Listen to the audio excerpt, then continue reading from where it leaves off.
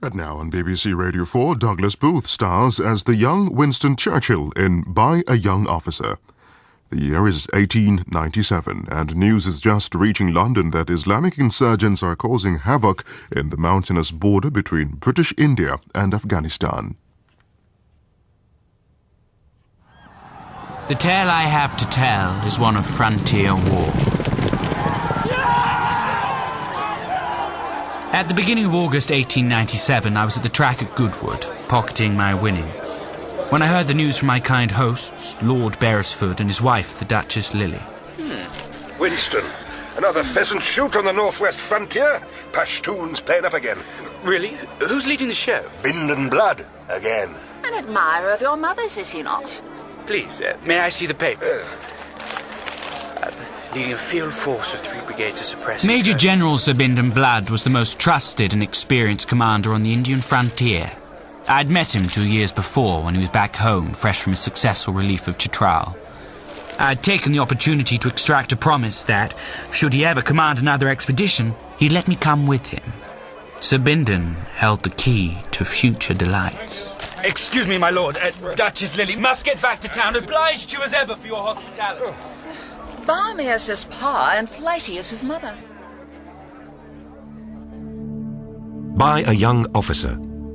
Churchill on the Northwest Frontier by Michael Eaton.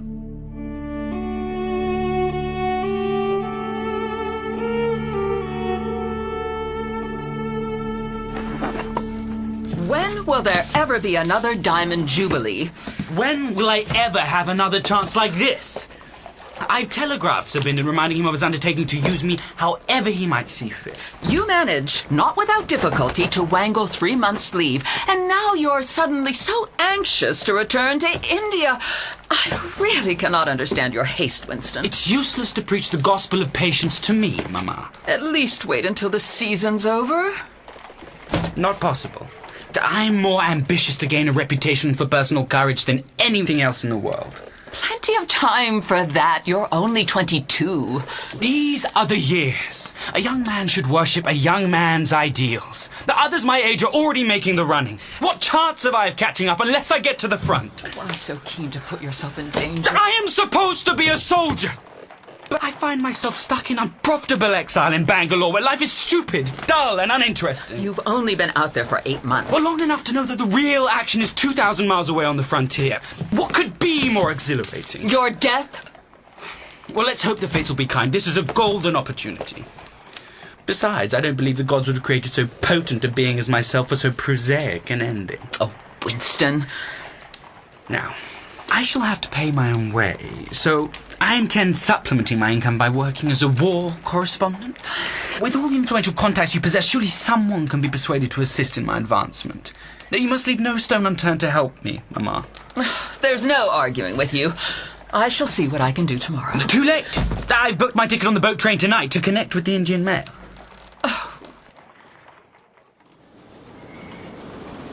The Times has appointed a correspondent. Damn them! So I buttonholed Edward Lawson at the Telegraph. Father wrote for him. He's prepared to give you a chance on the strength of your name. Excellent. He's asking for forcible, picturesque letters. Then he shall most assuredly have. And he's prepared to pay 5 guineas per bulletin. Ridiculous. I mean, that'll hardly cover expenses. You should have pressed for 10, at least. The stipulation, I've been reliably counseled, is that you should keep your identity under wraps. The bulletins will be signed by a young officer. Mother, that's impossible. A weak and foolish decision. For your own sake, so as not to ruffle any military feathers. If I am to do something in this world, it is imperative my name should be known. You don't yet know whether your commanding officer will release you. I can work on him. Then I can work on Lawson. I'll shame the old devil into paying you what you're worth. And don't worry, you'll get plenty of kudos. I'll see that you do. Have faith in my star, Mama. I mean to play this game out. Farewell, my darling boy. I just caught the train, but in the best of spirits. It was only later I realized I'd forgotten to pack my polo sticks.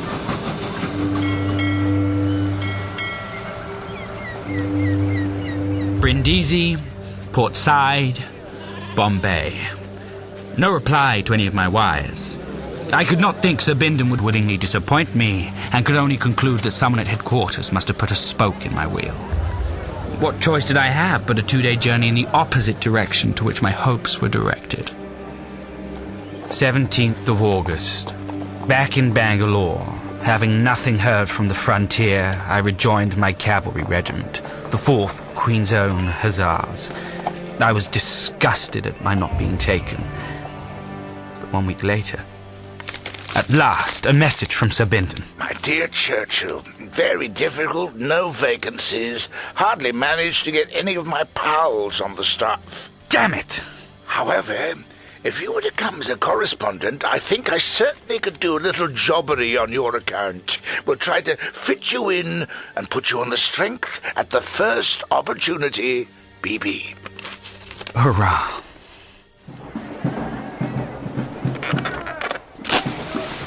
Why are you so devilishly eager to leave us? Have you only just returned? Merely for a few weeks, Colonel Ramsay. Well, the question is, can we spare you? You must understand I can't possibly turn down such an opportunity, sir. I reckon the Hussars have a sporting chance of reaching the finals of the interregimental polo tournament this year. What do you say? Certainly. We can beat the Durham Lights. Yeah, fine. Yes, the Cavalry Cup might be ours for once. But only if we have you in the saddle, Lieutenant. I'd never let the regiment down. I wonder. I'm well aware that men such as your father looked down from a great height upon the Hussars. That might have been Randolph Churchill's opinion, sir, but it's certainly not Winston's. It was the proudest day of my life when I was gazetted to the 4th. Very well. I will grant you 6 weeks' leave. I much appreciate your indulgence, sir. So long as you assure me you won't stand in the path of some fanatic's bullet. I'll do my best. Go with my blessing and try your luck. Sir.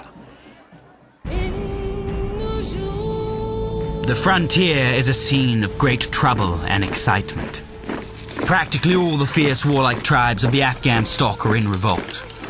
The future is somewhat vague and uncertain. However, I have good hopes of seeing active service. Perhaps this will be my chance of securing a medal. There is a train to Rawalpindi with a connection to the railhead at Nowshera. Where? That is indeed the closest station for the Malakand fort. From there, you must travel by Tonga. A what? A cart driven by ponies.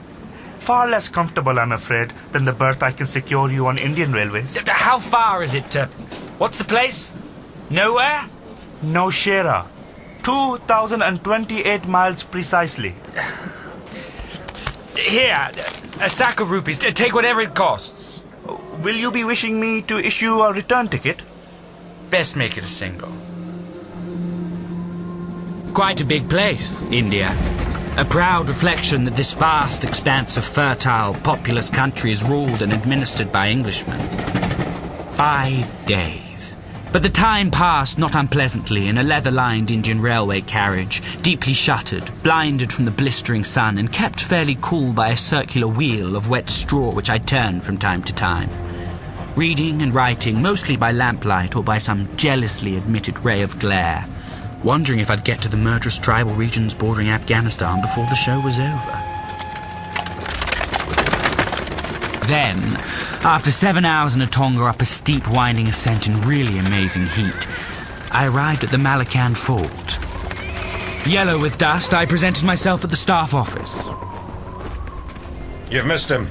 The General's off pacifying the Boonavals up past the gate of Swat. These clans, just when you think you've got one beat... When do you expect him to return? When he has them subjugated, I suppose. Is it all over?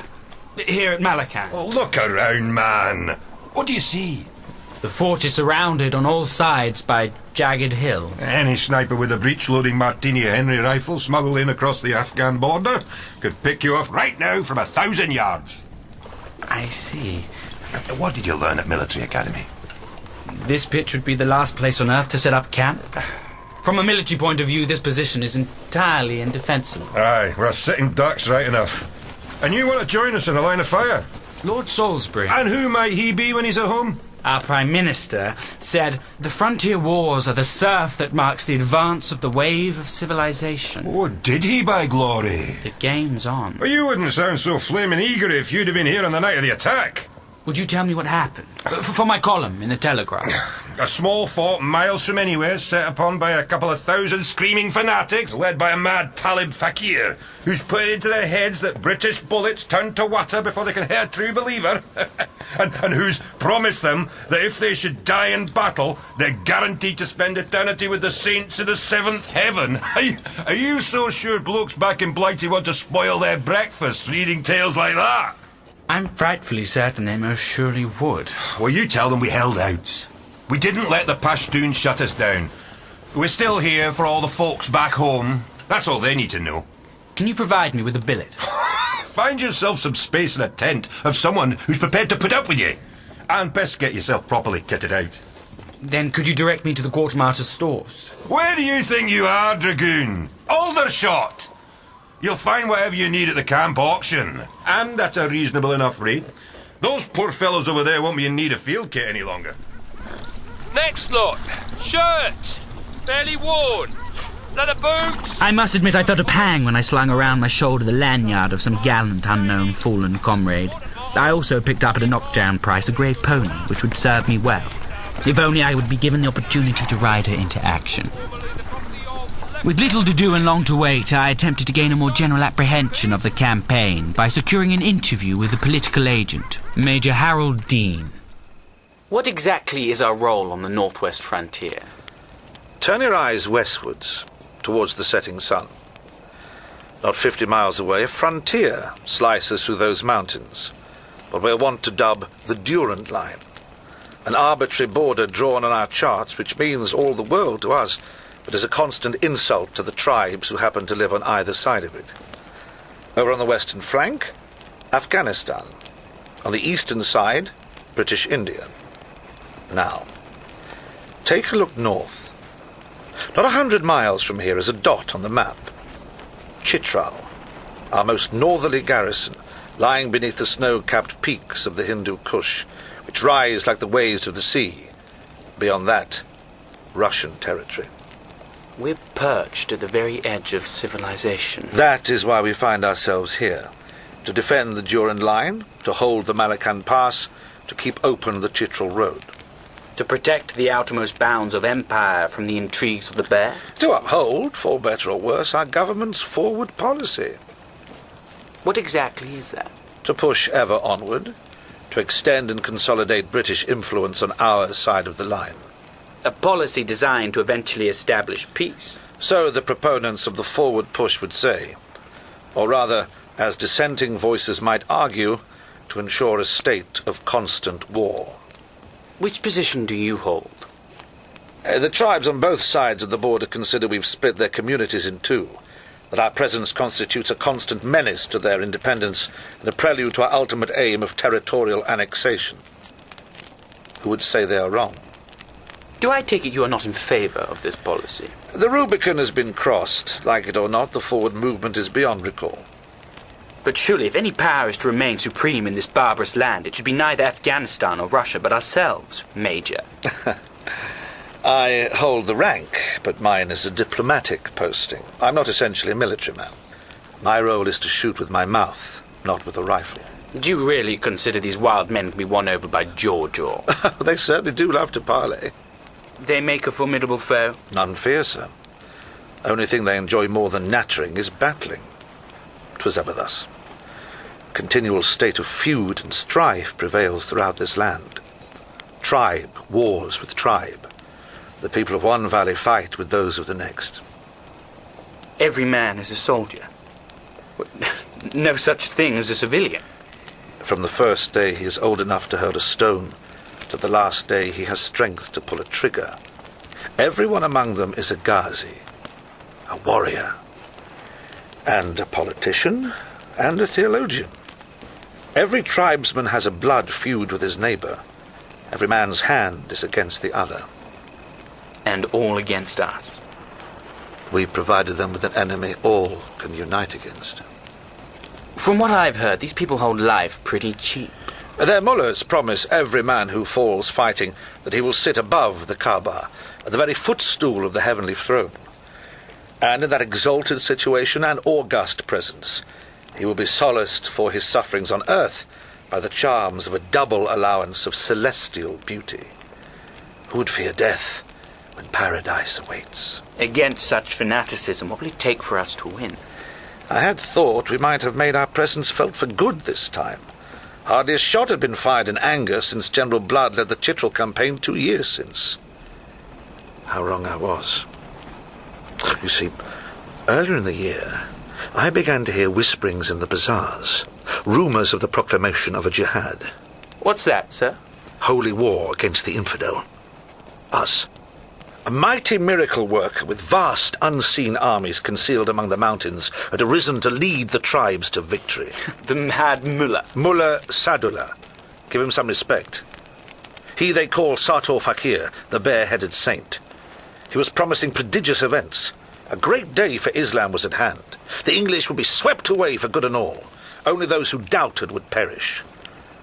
The mullah even displayed a bruise, which was, he informed his devoted followers, the sole effect of a 12-pound shrapnel shell upon his sacred person. I confess at first I took it all with a degree of scepticism. Why so? No one wants to be thought an alarmist. Such mutterings are not exactly rare up here on the frontier. Wherever I went, the natives seemed friendly and respectful. But the time came when I felt compelled to act. What did you do, sir? You want to hear the story? That's why I'm here. It was just over a month ago, July the 26th. Most of the young officers from the brigade had ridden off to Car to play polo. That's how quiet things were around here that day. When the chukkers were over, Harry Rattray was returning to his post as commander of Chakdara, our next fort up the valley from here, a few miles northeast. Only to find a mighty force advancing down along the banks of the Swat River. Banners waving, war drums pounding. Somehow or other, Rattray succeeded in getting a cable through. Moments before the lines were cut down, the telegraph pole set alight. The time for talk was over. Evidently. I made my decision and telegraphed for the corps of guides to be sent up the Malacan Pass. Mighty glad I didn't wait any longer. If it weren't for those gallant 200 holding the line against no less than 12,000 marauding Pashtuns before our reinforcements arrived, we might none of us be here to give the likes of you a story. Good to know the Empire can still produce its heroes. Is that why you came here? To join their number? I came here to report. But now Sir Bindon is back on the northwest frontier. Let us hope he's as successful as he was in 95. But at what cost? We've heard the shots firing among the hills. Their echoes are ringing still. Are you saying it's a drawn game? I'm saying the present system precludes the possibility of permanent peace. We'll be out here as long as there's a British Raj. War without end, amen? That's the riddle of the frontier, Lieutenant. Who knows? Silver may yet prove a better weapon than steel. Subsidy may one day succeed where slaughter is not. Are you saying we should buy them off? Cheaper in the long run. Play one tribe against another and reward those who succumb. Divide and conquer. I'd consider it a job well done, were we to persuade the natives to listen to the blandishments of Pax Britannica rather than the Talib ul-Ilm. From what you tell me, our enemy is held in a vice-like grip of miserable superstition. Or firmly held belief. So this is a war of religion? You mean this is as much a holy war for us as it is for them? Islam was originally propagated by the sword, was it not? Agreed. Whereas Christianity must always exert a modifying influence on men's passions and protect them from the more violent forms of fanatical fever. You must have been taught that at school, certainly not at Sandhurst. But surely it must be so. That however degraded and distorted our faith has been in the past by cruelty and intolerance. Is that what you intend to write for your newspaper, subaltern? Excuse me, Major Dean. I've been on the frontier for less than a week. Nevertheless, beholds a correspondent such as yourself to express an opinion. Then I will say that this is most definitely a war of civilization against barbarism. Our frontier soldiers hold the dike of progress against a rising deluge of savagery which threatens every moment to overflow the banks and drown us all. That is what your readers and their rulers wish to believe. What I believe is that the ceaseless struggle of empire is the perpetual inheritance of our island race. What I believe is that the religion of blood and war is standing face to face against the religion of peace. Then let us pray the religion of peace is better armed.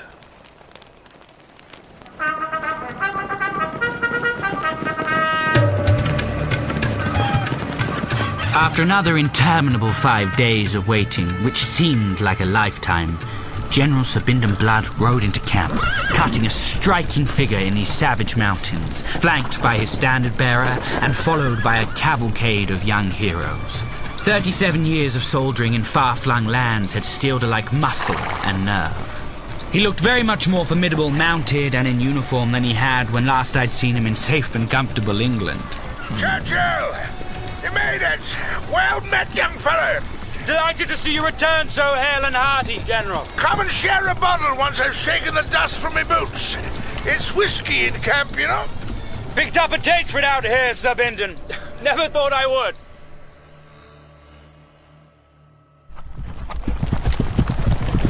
You'll surely make your presence felt on that fine grey charger. That's my full intention. You want me to paint a target on your chest? I aim to play for high stakes. I do hope you're lucky enough to win. You might change your mind should we come under fire. I've never seen you up here before. I'm Churchill. Who are you with? The Queen's own Hussars. Well, the fourth?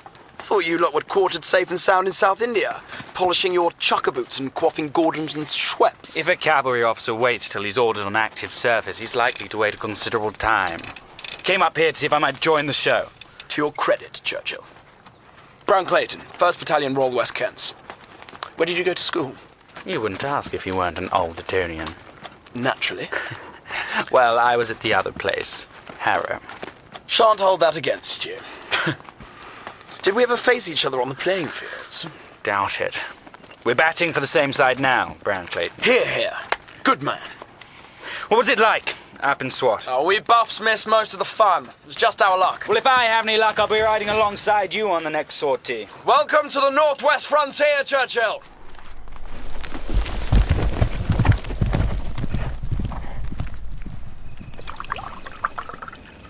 The Upper Swat Valley is a fascinating place. Dare say the country's not been visited by a white man since Alexander the Great led his armies on his march to India 2,500 years ago. Mullah Sadullah was up there hoping to persuade the Bunawals to join his jihad. I took the gate of Swat with only 11 of our men wounded and just about 1,000 of the enemy dead. I reckon mine was the greater persuasion. So the Bunawals are pacified, Sir Bindon? They're warlike and turbulent people, but I made them see reason. After one regrettable incident... Do tell. We were holding a jirga... What's that? A deputation from the subjugated tribes, when one fanatic had the barefaced gall to rush at me with a knife. Well, what did you do? Drew me a revolver, shot the blighter straight through the heart at 2 yards... Made the right impression. Put the negotiations back on an even keel. Capital. I can't help forming a healthy respect for these wild tribesmen. Decent enough fellows when you know how to deal with them. Well, they sound to me like a carnivorous band of brigands. But did you not know I'm a direct descendant of the man who broke into the tower to steal the crown jewels? Colonel Thomas Blood. In all the history books, I pride myself on conversing with these fierce hillmen, robber to robber.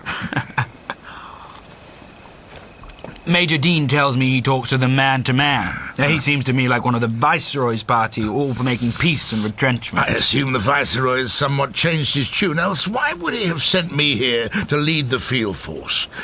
Don't you underestimate the significance of the political agents, Winston. In the long run, chaps like Dean may well do more to stabilize this situation than any of us generals. But until that day dawns... Mullah Sadullah may have deserted Swat, but that's not the end of the story, I fear.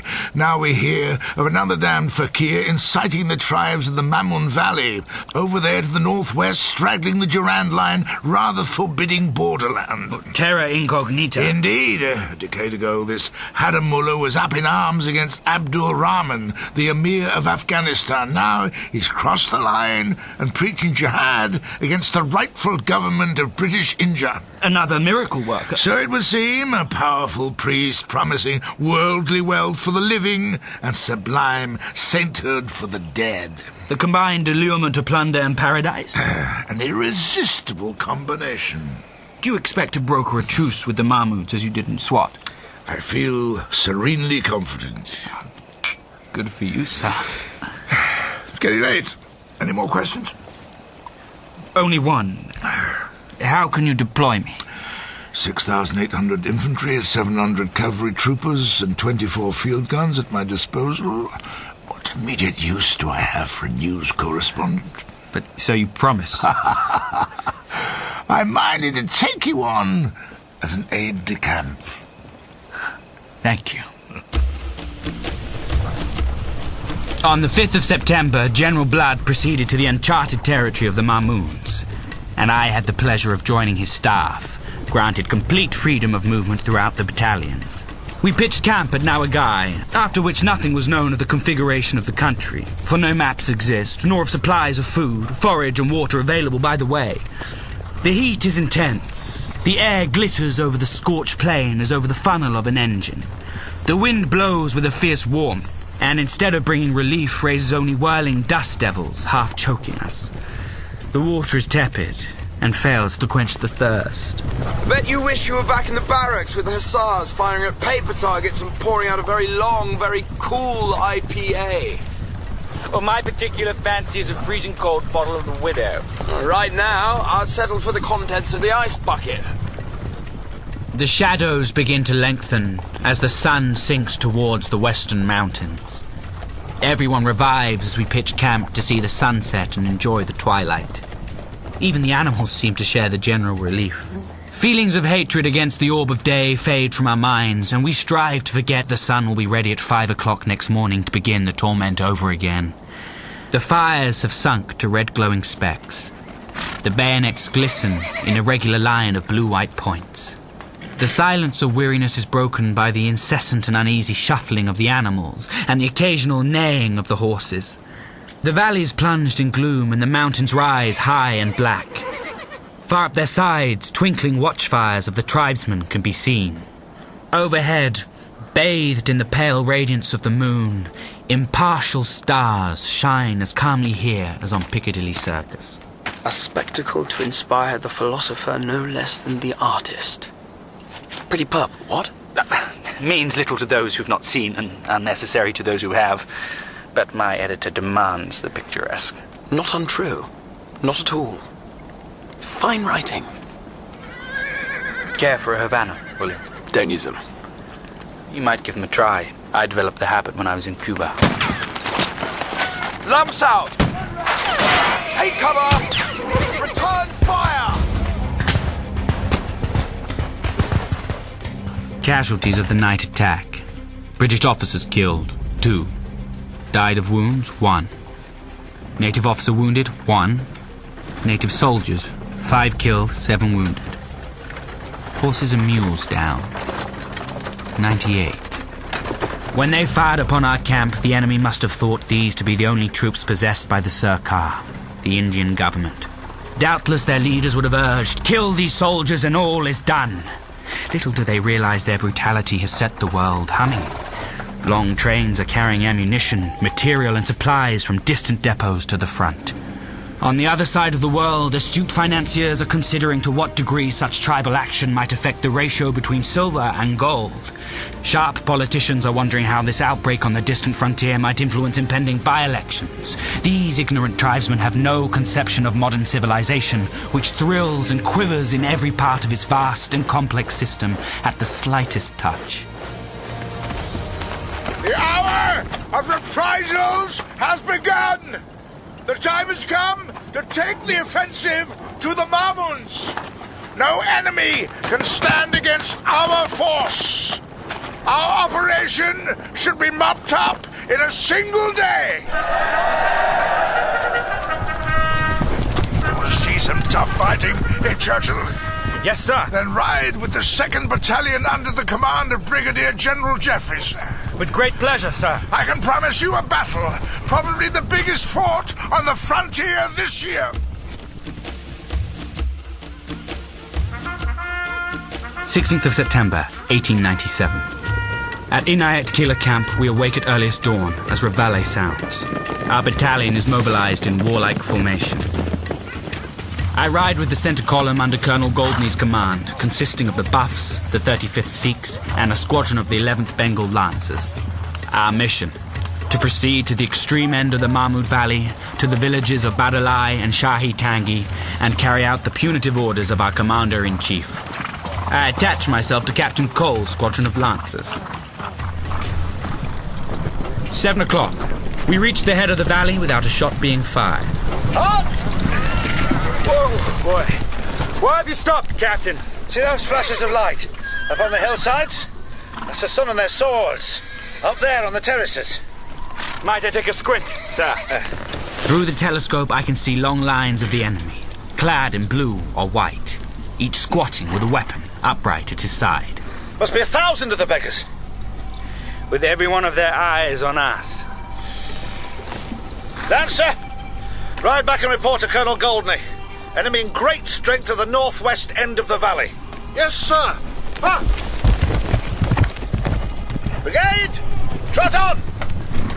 We advance within closer range. Company! Dismount! Take cover! 7:30 precisely. In hopes of inducing the enemy to fight, Captain Cole orders the cavalry to fire from a range of about 700 yards. Open fire! From high up the hillside, from the high corn in the fields at the base, from the towers of the villages, little white puffs of smoke dart and bullets whistle. 8:30. The skirmish has continued for an hour, without much damage to either side. They are well covered by the broken ground of the hillside, we by the gravestones of a Mohammedan cemetery. The infantry arrive. Lancers, mount! Draw arms! Advance!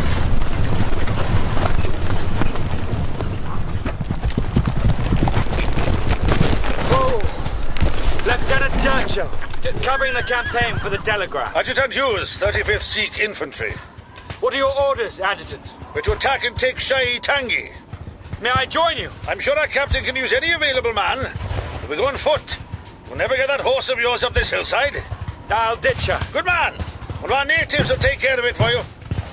Cry havoc and let slip the dogs of war. What's that? Nothing. I follow the fortunes of the Sikhs. We toil on foot up the hillside, along stony tracks, over bare slopes, mounting, plodding, stumbling slowly upwards, now through high patches of Indian corn, now over boulders.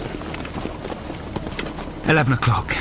The whole panorama of the redoubtable Mahmud Valley is spread out beneath us. Frightfully hot, eh? Sun's nearing the meridian. I can't see any of our troops. Where's the rest of our army? You're right. There's no sign. 1,200 marched off but a few hours ago. Looks like the valley swallowed them all up. Still very little opposition up here. Doubt we'll meet much resistance. We advance towards the mud houses of the farthest village. 5 British officers, including myself, and 80-odd Sikhs. That is absolutely all. We're a rather small party, Hughes, wouldn't you say? We are rather in the air here. At least the village seems completely deserted. Adjutant, we seem to be drifting rather far from our supports. Good mile at least in advance, I'd say, Captain. The Buffs don't seem to be following us. Best we withdraw for now. You stay here till we take a fresh position on the knoll down there. And we'll cover you when you come to join us. Suddenly, the mountainside springs to life. Swords flash from behind rocks. From high up on the crag, figures drop down like monkeys towards us. I take cover next to one of the Sikh infantrymen. Do you have a weapon I can borrow? My rifle, Sahib! I take the Martini Henry. He hands me cartridges. I take careful aim at the enemy gathering in the rocks. Go on back! No time to lose, we can cover you! Black tragedy bursts upon the scene. I hear the bullet passing through the air with a curious sucking noise. I watch as he falls. The adjutant's down! Hughes? Death by inches for the wounded and hideous mutilation for the dead are the invariable measure meted out to all who fall into the hands of the tribes.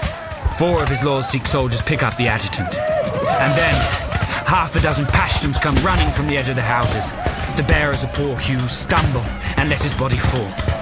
The leading tribesman rushes upon the prostrate figure, slashing him wildly with his sword. I draw my long cavalry sword. The savage sees me coming not more than 20 yards away. He picks up a big stone. He hurls it at me with his left hand, brandishing his sword with his right. Forget cold steel. I pull out my revolver. I fire. He drops, but then he's up and coming again. I fire a second shot. Have I hit him? He plumps down behind a rock. I look around. I'm all alone with the enemy. Not a friend to be seen. I run as fast as I can. Over here! Jallo! Jallo! Still about 3/4 of a mile to traverse before we can reach the safety of the plain. I grab hold of one of the wounded sepoys. We stagger down, cursing and sweating, slipping and falling. 2:30. We reach the plain below, little better than a mob. Colonel Goldney is in command. The Buffs are not more than half a mile away. You, Presswater, go and tell them to get a move on, or we shall all be wiped out. I must have that order in writing, Colonel Goldney. Whatever for, man. I wouldn't want anyone thinking I've deserted the ranks under fire, sir. Very well, if you must. But before he can issue the order... Praise be to God. Here come the leading files of the Buffs. The captain of the Buffs is heard above the din and confusion. Bugler, sound the charge! They're retreating! 35th, 6th, after them! A supreme moment. The crisis is over. 7 o'clock. A long haul back with the Buffs and what remained of the much mauled 35th Sikhs. The last miles to camp are painful. The darkness is intense. When did you last eat, Brown Clayton? I filled my gullet with a dry biscuit or two early this morning. I might still have a few squares of chocolate left, if they haven't melted. There'll be breakfast, dinner, and tea all together when we reach camp. Strange. I only started to feel fatigue once the firing ceased. It creeps up on one. Still, we have been marching and fighting continuously for 13 hours. Here's me hoping something exciting would happen. Like most of us young fools. But I wasn't quite expecting to be shot at from 7:30 in the morning till 8 at night. I'd say you'd certainly found the adventure you've been looking for. Up there, in the thick of it, it's as if all my scruples were thrown to the winds. I was totally carried away by the impetus of the moment. Everything else was forgotten except a desire to kill that man. Some deep-seated instinct of savagery over which civilization has but cast a veil of doubtful thickness. You've seen it for yourself now. For the first time, the anxieties, stresses, and perplexities of war. And all in one day. There'll be others. Not such gay sport. You remain to the last. No one can say anything against you on that score. You know, I felt very little fear. And absolutely no excitement. Such feelings do tend to drain away when things become really deadly. Oh, all we need. The camp will be a veritable sea of mud. 8:30. At last we enter camp, utterly worn out. Midnight. It seems unsoldierly to lie down while the booming of the guns remind me that comrades are still fighting for their lives but a few miles away. I barely have the strength to remove my boots, my spurs. Oh God, my pants are stained with the blood of that wounded sepoy I dragged down the hill. Bangalore is a speck on the map of India. Europe is terribly remote. England infinitely small. Here, Everything is life-size and flesh-coloured. I shall sleep soundly, if only for a few hours. No operations took place on the 17th. The soldiers rested, wounds were dressed, confidence was restored, and the terrible tally was taken. British officers killed, 2, including Adjutant Hughes. Wounded severely, 5. Wounded slightly, 2, including Brigadier General Jeffreys himself. British soldiers killed, 2. Wounded, 9. Native ranks killed, 34. Wounded, 95. Total casualties, 149. Horses and mules down, 48. Out of a force which at no time exceeded 1,000 men. We will not allow these losses to be unavenged. We will remain in the Mamun Valley, and we will lay it waste with fire and sword. We will burn down their crops. We will fill in their wells.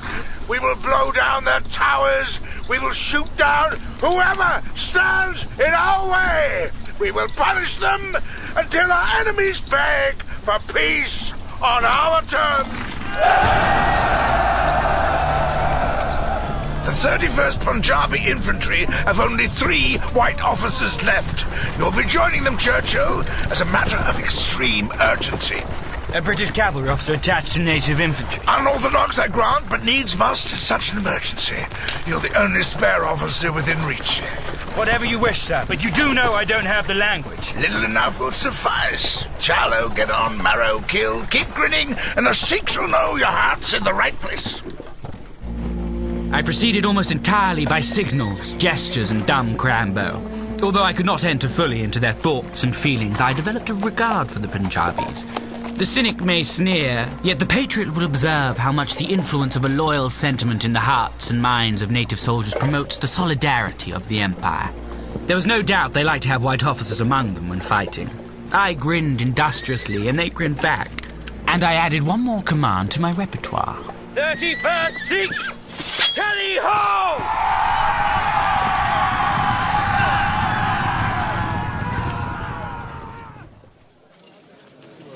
After 9 days of our sorties, on the 26th, a Jurga from the tribe came into camp. I was interested to discover the nature of their parley with Major Dean. Could it be the Mamoons are weary of war, Major? They deposited 4,000 rupees as a token of submission. They do seem genuinely anxious for peace. Hardly surprising. Their valley is in our hands. Their villages and crops are at our mercy. They've suffered sufficiently, but we have no assurance their allies from across the line are ready to give up the struggle. What are your terms? Quite explicit.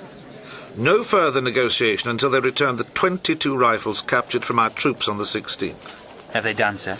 Oh, they did bring in some firearms, 50 of them, but the oldest and most antiquated types. Well, obviously not the weapons which have killed and wounded so many of our soldiers. I did point that out, but they replied the rifles had been taken in fair war and are now all in the hands of the Afghan tribesmen. There might well be some truth in what they're saying, but my orders are that unless they recover and surrender those arms, their villages will continue to be destroyed. Is that the wisest course, Major Dean? Those rifles are worth little. The men we continue to lose are worth a great deal more. The British Raj cannot afford to be defied. Prestige demands we must save face, no matter what the cost. Is that not unsound economic? Since when has imperialism been merely a matter of accountancy? Sir Bindon has ordered the resumption of punitive operations. And this, accordingly, we did. In pursuance of these orders, the 2nd Brigade destroyed all the villages in the centre of the valley and blew up with dynamite upwards of 30 towers and forts. The whole valley was filled with the smoke, which curled upwards in dense and numerous columns and hung like a cloud over the scene of destruction. Unable to contend with the troops in the open, the tribesmen remained sullenly on the hillsides and contented themselves with firing from long range at the cavalry patrols. Will we ever be able to tell them back home what we've been doing day after day? It's cruel and barbarous. Isn't everything in war? But the annihilation of their crops and homesteads seems somehow unchivalrous. Only an unphilosophic mind would hold it legitimate to take a man's life, yet illegitimate to destroy his property. I think I will have one of your smokes, if I may. With pleasure.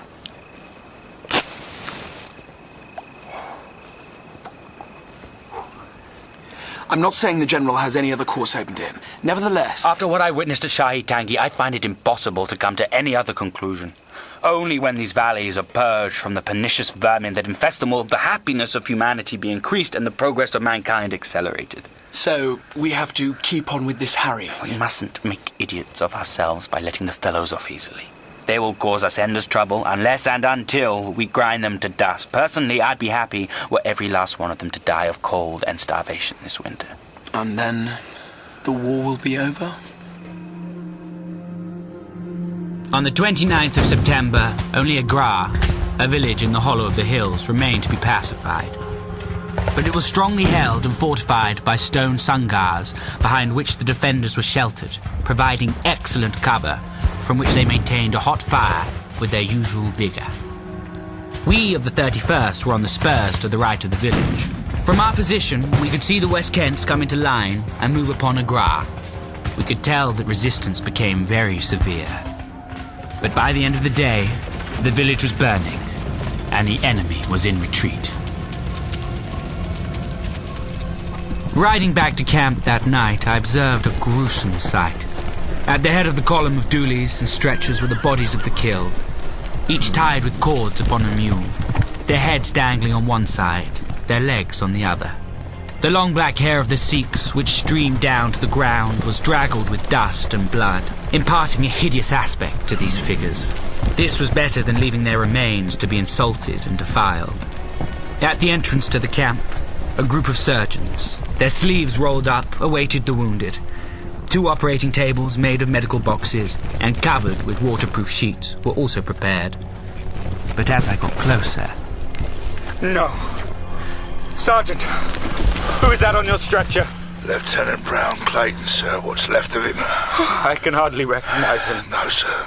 Were you there when he fell? I was. God help me. What exactly took place? Can't you see for yourself? No, please, tell me, Sergeant, that man was my friend. We were advancing on Agar. The enemy was well shielded behind sungars, but we fixed bayonets and charged the fortification. Those as we didn't kill retreated up the hill, and we took position in one of the sungars. That's when we found out we was in a right regular death trap. Proper assailed from the high ground. They knew full well what they was up to, all right. I'll say that for them savages. 4 or 5 of us buffs fell in a moment. We received the order from the Major to retreat out of that damn place, but while the rest of us withdrew, our lieutenant stayed. Till the last? The very last. That's when... Was it a quick death? Instant. A clean hit. Straight through the heart. One indiscriminating bullet, settling everything. Something to be thankful for. How could you let this outrageous mutilation happen?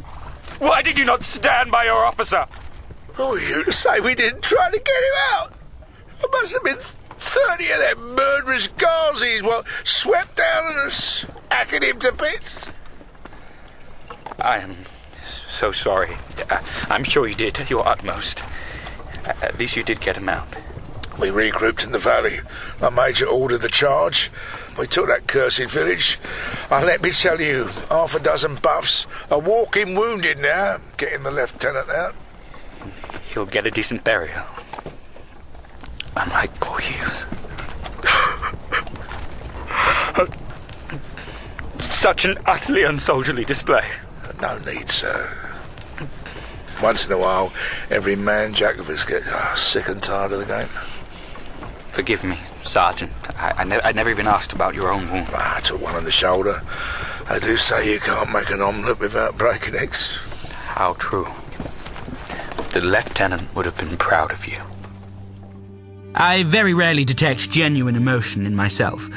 I must rank this as an exceptional instance. The funerals of the officers and men took place at noon. All the usual pomp of military obsequies was omitted. No Union Jacks to cover bodies, coffined only in a regulation blanket. No volleys to fire over the graves, lest the wounded be disturbed.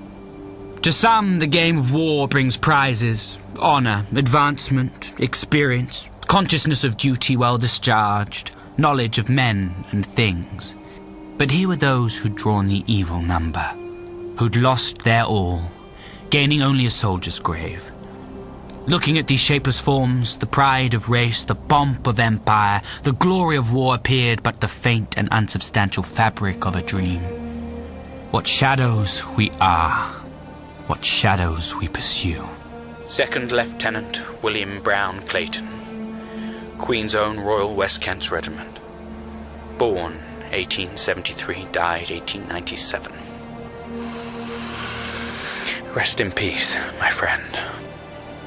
Stone dead hath no better. Churchill, you've been called back to the Hussars. No, I can't possibly leave you. Dean is negotiating the submission of the tribes. I'm ordering the evacuation of Inayat Killer. Looks as if it's all over here. I can still be of service to you on the frontier, Sir Bindon. Transfer me to the Tira Expeditionary Force. Actually, I did make such a request on your behalf. I wrote to your Commander-in-Chief telling him of your courage and resolution and how useful you made yourself at a critical moment, but no go, I'm afraid. Colonel Ramsay is pressing for your return. So I can represent the regiment of Polo. What a dirty tale of petty childish malice. Keep such insubordinate thoughts to yourself, man. Excuse me, sir. As far as I'm concerned, Winston, you've worked a way equal to 2 ordinary subalterns. Content yourself that not 1 in 100 has seen as much fighting as you. Please let me wait to report on the surrender. Can't be done, I'm afraid. Left to myself, I would happily have kept you with me in the fray for as long as it takes, Winston. Given a sporting chance, you might well have deserved the DSO, or who knows, even the VC. It's gritty new, my boy. You have my word. I'll mention you in dispatches. Thank you, Sir Bindon, for everything. Thus the episode of the Marmoon Valley came to an end. Whether it was worth it, I cannot tell. At any rate, the valley was a desert, and honour was satisfied. The next day I started to ride down the line of communications with a convoy of the sick and wounded. At each stage, some of the comforts of civilization and peace reappeared. At Panchgora, the telegraph wire. At Sarai, fresh potatoes. Ice was to be had at Chakdara. A comfortable bed at Malakand. And, at length, the railway at Nowshera. But how little these things matter, after all. When they are at hand, they seem indispensable. But when they cannot be obtained, they are hardly missed. A little plain food and a philosophic temperament are the only necessities of life. Ah, Lieutenant Churchill. Glad to be back where you belong. How do you suggest I occupy myself, sir? Well, you might perhaps join the other junior officers for a spot of target practice. Less than a fortnight after hearing bullets whistle in a war without quarter given, I found myself popping off blank cartridges in sham fights 2,000 miles away. Odd to hear the cracking of rifles on all sides and nobody bobbing their heads to take cover. So prosaic is the mind of man, so material his soul, so poor his spirit, that there is no one who has been on active duty who is not delighted to get safe home again to the comfortable monotonies of peace. A royalty check for the store of the Malakand Field Force, Mama. Another 2,000 copies sold. How much have you made so far? £600 already. Twice my annual salary for 2 months of writing. But it's not just a question of the money. Well, it certainly helps the household economy. It's just the praise I love. It's delicious. The publication of my book has repaired the damage of the non-signature of my letters. Now everyone knows I've seen 2 or 3 skirmishes and have been 10 complete times under fire. What is to be done with you? I've earned my medal and clasp. I can wear it with pride. Quite a foundation for political life, eh? Be modest, my darling boy. Let the praise for your feats of valor come from others. let them drag things out of you. If so, I shall be waiting forever. This book is the first step on the road to fame. Fame, sneered at, melodramatized, degraded, is still the finest thing on earth. I'd say I've achieved my design, wouldn't you, Mama? I bought my name and personality before the electorate for future political advantage. Following in your father's footsteps. Oh, no. I intend to surpass them. Father was never Prime Minister. Is that why you risked your life? At school, the boys used to call me a coward. No one will ever think that of me again. I did my duty. Now I intend to beat my sword into an iron dispatch box. The riddle of the frontier is unresolved. The tribesmen have been punished, but not subdued. The fanaticism of religion remains unshaken. The allurement of plunder remains unabated. But in the opinion of all those who know most about the case, the forward movement is now beyond recall. What do you know, young sailor? My words have the force of truth, for I have stood alongside our brave soldiers. Their campaigns are not fought in the temperate climates of civilized countries. No, they have been sent by you beyond the seas in defense of the honor of the Empire. It is surely unfortunate for the tribesmen that our spheres of influence clash with their spheres of existence. The riddle of the frontier remains, but its solution is a task which, though long and heavy, is not beyond the powers of the pluck of the British people. There are those who argue of our strategy that financially it is ruinous, morally it is wicked, militarily it is an open question, and politically it is a blunder. Talking sense at last? But to those socialists and pacifists I say, would you betray the courage of the gallant fallen by abandoning our imperial borders to the possibility of future aggression intrigues of the Russians? No! Now we are started, we can't go back. We must go on!